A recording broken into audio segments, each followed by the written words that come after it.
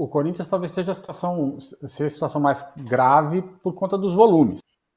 Mas outros, né? Dá para citar o Fluminense, dá para citar o Internacional, são clubes que pela força, pelo poderio, têm muitas dívidas, trabalham de uma forma muito, muito desestruturada.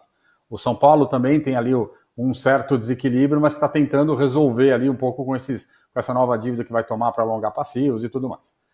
No caso do Corinthians, a minha sensação é que em algum momento ele vai começar a travar, né? E aí começa a perder a relevância esportiva, porque não consegue mais contratar, vai começar a sofrer ban em cima de ban, os jogadores não querem ir porque os salários não vão estar em dia, então começa a desestruturar a tal ponto que você tem duas alternativas, ou pede uma recuperação judicial e vai tentar via judicial resolver o problema desse endividamento todo, incluindo a Arena, que é um problemaço, ou migra para um processo de SAF e aí tenta de alguma maneira, numa estratégia corintiana, resolver esse problema. Mas a ação só pela operação, pelo dia a dia, o que a gente chama de orgânico, não vai resolver o problema do clube.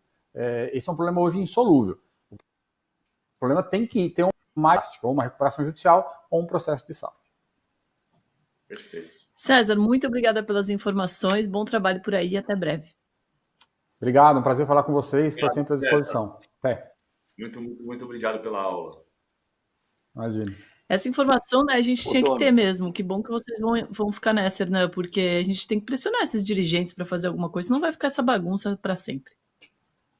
Eu acho que assim, um dos papéis da imprensa, obviamente, é de fiscalizar, de cobrar do dirigente, do clube, mas por outro lado, sei lá, se a gente fala assim, o Corinthians está devendo muito, o Corinthians deve muito. De fato, é uma dívida, como outros clubes também têm muitas dívidas.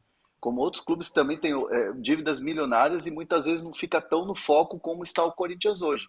E o torcedor do Corinthians quer saber de Depay em campo, quer saber do Carrídio, da estreia do Carrídio, quer saber de vencer os jogos. Essa é uma questão até cultural aqui do futebol brasileiro, que se o time está endividado, mas o time traz um James Rodrigues da vida, o torcedor vai querer saber do James Rodrigues em campo. Então, eu acho que é um pouco disso, é uma cultura do futebol, né, dos dirigentes, propriamente da torcida e até mesmo de quem cobra o dia a dia do futebol, que muitas vezes acaba fechando o olho para isso. Mas é importante ter diálogos como a gente teve agora com o César. Né? Mas eu acho que é muito importante a última frase do César aqui sobre isso. Porque a gente ao mesmo tempo falou que não é para olhar a camisa porque tem um monte de problema como aqueles que eu enumerei e o César concordou que é o problema sistêmico. Agora, a última frase do César Grafietti, que é um analista dos balanços todos dos clubes, ele diz que no sistema atual, sem recuperação judicial e sem virar SAF, a situação do Corinthians é insolúvel. Foi a frase do César Grafietti. Isso é muito importante.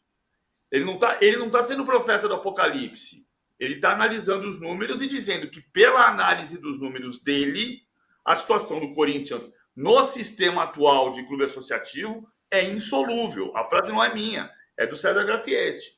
Agora, isso não é só do Brasil. Eu não chamo de cultura do futebol brasileiro, não, Hernan. Eu chamo de analfabetismo. Mas não é só do futebol brasileiro. Isso é do povo. Valência já quebrou. Já foi parar na segunda divisão e voltou. O Sevilha já quebrou. O Atlético de Madrid, como o SAD, foi o primeiro campeão espanhol, Sociedade Anônima Deportiva, em 1996.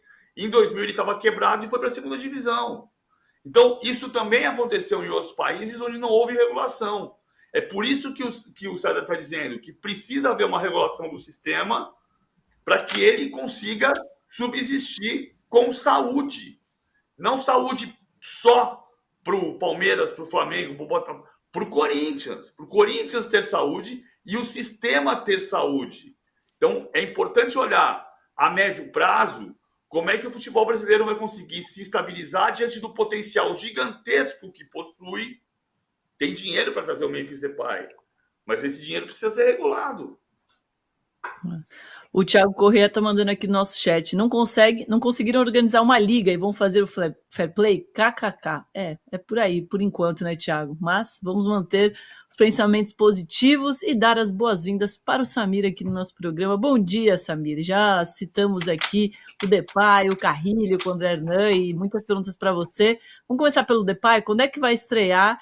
E que beleza, hein? Não vai poder jogar a Copa do Brasil? Bom dia, Domi, PVC, Hernan, a todos que nos acompanham no De Primeira. O Corinthians não conseguiu inscrever a tempo, né, o Memphis Depay para a Copa do Brasil por conta de uma papelada que precisava chegar da Federação Espanhola. Era responsável por enviar essa papelada, já que o último clube do Memphis Depay foi o Atlético de Madrid. O Corinthians vai tentar uma última cartada, Domi, né, dar uma chorada. O problema é esse, né, que a última cartada do Corinthians, na verdade, é chorar, né? Chegar lá e dizer, o problema foi a Federação Espanhola, que a CBF já sabe, né? Informações que a gente recebeu ontem, o Corinthians tinha esperanças ainda, mesmo depois das 19 horas, e pediu até ajuda da CBF, que deixou uma pessoa lá de plantão, né, para tentar ajudar o Corinthians nisso, porque o BID saiu, né, do ar, o site da CBF ali, o setor ali do BID acabou até saindo do ar, né? E o Corinthians tentava ontem, até meia-noite, inscrever o jogador. Não conseguiu, o registro foi feito só hoje, às 10 da manhã. O Corinthians alega que toda a documentação já havia sido entregue, não tinha nenhum problema, só em relação ao que faltou da Federação Espanhola de Futebol. E agora vai dar a última chorada hoje, para ver se a CBF abre uma exceção. Dentro do clube, eles entendem que é muito difícil, né, a CBF abrir essa exceção, mas o Corinthians está tentando, né? Não vou nem dizer que vai tentar, mas está tentando ainda colocar o Depay na Copa do Brasil, claro, se o Corinthians eliminar o Juventude, lembrando que o Corinthians enfrenta o Juventude nesta quarta-feira, e o Juventude ganhou o jogo de ida, né? Estava ganhando de 2-0 até o final da partida, e o Gustavo Henrique fez de cabeça, né? Descontou 2-1, o Corinthians está vivo na competição, mas não quer dizer que já passou, né, Doni? Ô, Hernan, você tem bastidores? Será que a CBF vai liberar essa exceção para o Corinthians? Então, a questão é muito difícil, como o Samir disse, porque é aquela coisa, né? Eu até estava falando aqui antes de entrar no De Primeira com uma pessoa lá do clube que me disse o seguinte: queimar cartucho com a CBF, pedir um favor, aquela coisa toda, jeitinho ali, né? Chorar para ver se dá e de repente não ganha dentro de campo. Então é uma decisão muito difícil e que o Corinthians está analisando ainda. Não foi nem entregue nada, não teve nenhum contato ainda com a CBF, pelo menos até a hora que eu entrei aqui no De Primeira, não tinha feito nenhum contato para tentar esse jeitinho ou tentar ali falar, argumentar, né, que a federação tem um fuso horário diferente, a Espanha lá e tal, já estava contratado, já estava anunciado, mas aí a federação espanhola estava fechado o expediente lá, poxa, né, é uma situação que não foi o Corinthians que errou, o jogador e tal, foi uma questão mesmo de fuso. Então, assim, é uma linha muito fina ali de você pedir um favor e de repente você não passar de fase, né? Obviamente ninguém do Corinthians entende que não vai passar de fase, mas é um pensamento e é algo que está em discussão. Vamos ver aí até o final do dia como é que vai ser essa situação, mas é uma pena, né? O Corinthians passando de fase, pegando um time muito bem montado como o Bahia, por exemplo, ou um gigante como o Flamengo, e não ter uma contratação desse tamanho que é o Memphis Depay, né? Então, assim, ficaria muito ruim até para a Copa do Brasil, que seria um atrativo muito grande ter o Memphis Depay, né? Se você pegar a Sul-Americana, o perfil oficial da Sul-Americana, já não deu 5 minutos da contratação e eles meteram lá, ó, Memphis Depay vai jogar Sul-Americano, o perfil oficial da Conmebol. Então, assim, tá todo mundo querendo ter um jogador como esse, por isso que eu acho que é uma discussão muito válida de você pedir lá na CBF uma exceção pelo fato do fuso horário não ter ajudado o Corinthians. O PVC nada é tão ruim que não possa piorar, né? A fase está tão ruim que nem contratam a principal contratação nessa janela de transferência não vai poder jogar talvez uma competição mais importante para o Corinthians.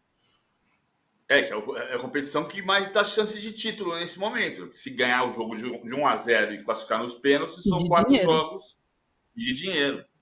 Eu gosto sempre de lembrar que o Corinthians, se não ganhar título nesta temporada, viverá seu maior jejum depois do gol do Basílio, em 77. Porque o Corinthians, depois do gol do Basílio, nunca completou 5 anos seguidos sem ganhar título nenhum. E não ganha desde 2019. 20, 21, 22, 23, se completar 24.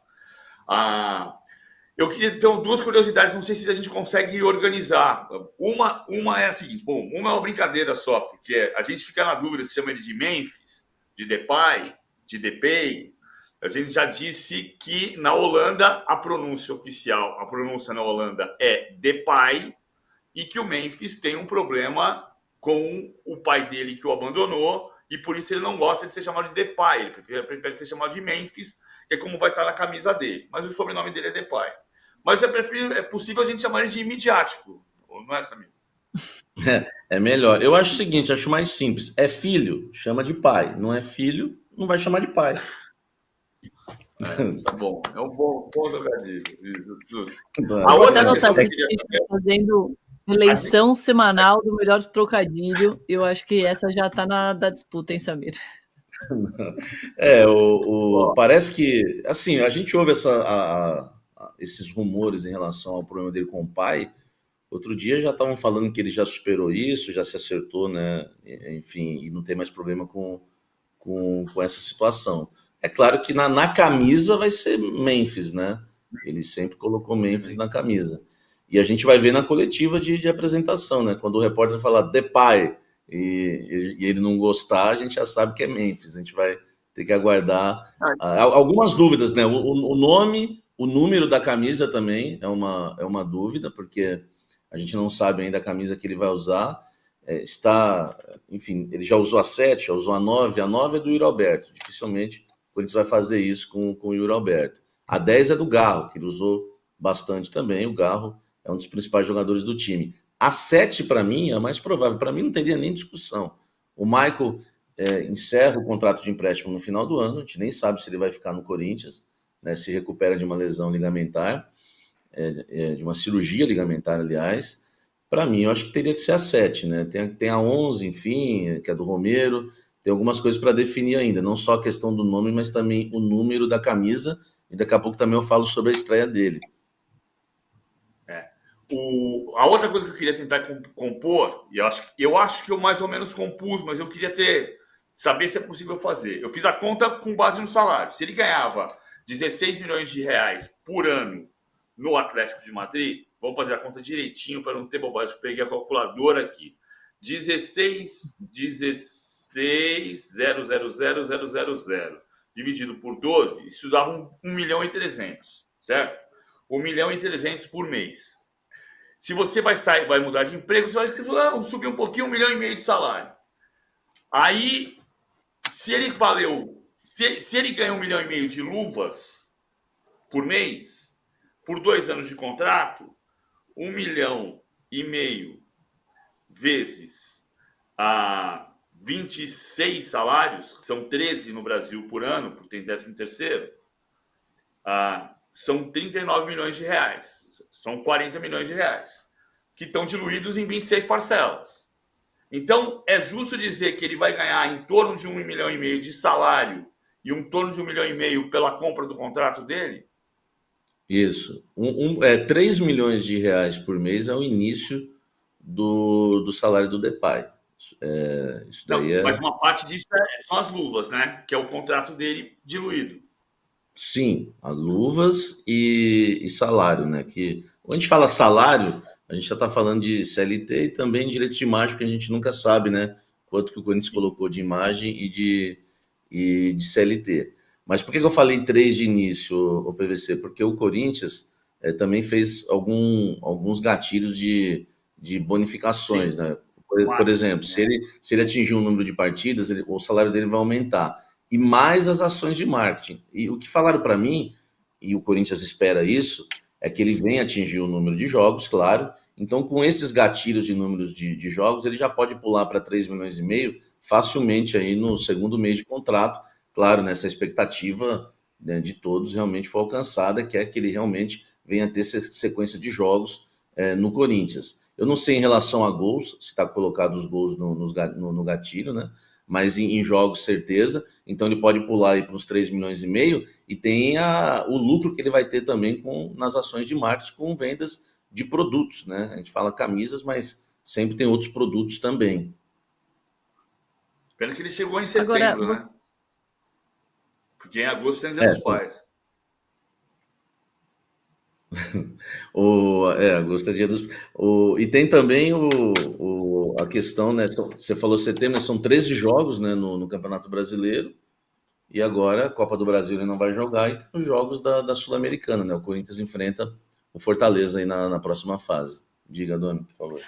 Agora que eu entendi, agosto, Dia dos Pais, DPay, era isso? DPay?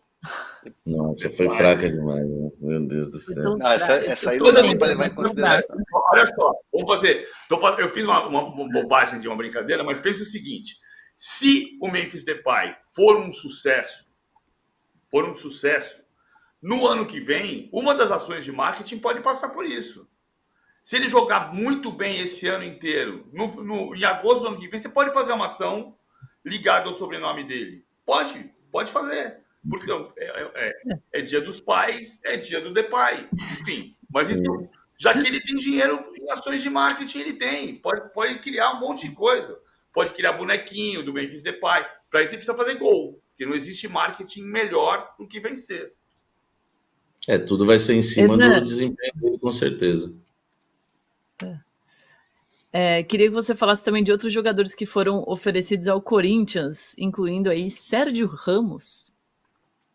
O Sérgio Ramos está livre no mercado, né? Um senhor jogador, é um jogador multicampeão. E, assim, depois do... deixa eu voltar no tempo.